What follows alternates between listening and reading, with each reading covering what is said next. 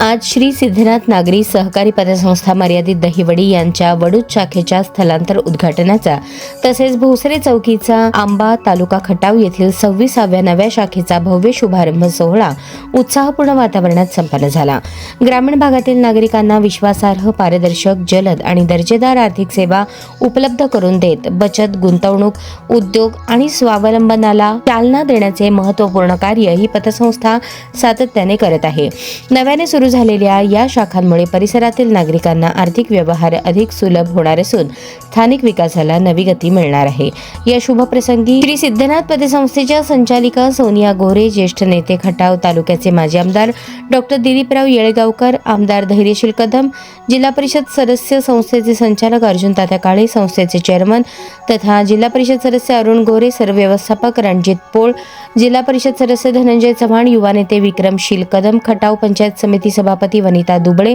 जिल्हा परिषद सदस्य बंडा गोडसे, जिल्हा नियोजन समितीचे सदस्य नंदकुमार मोरे, वडूज नगर पंचायतीच्या विद्यमान नगराध्यक्षा रेखा माळी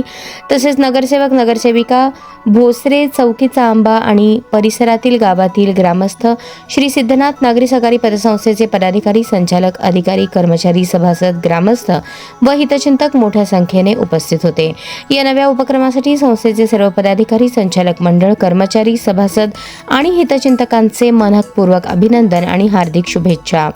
या शाखा परिसराच्या आर्थिक प्रगतीचा नवा अध्याय ठराव्यात हीच सदिच्छा।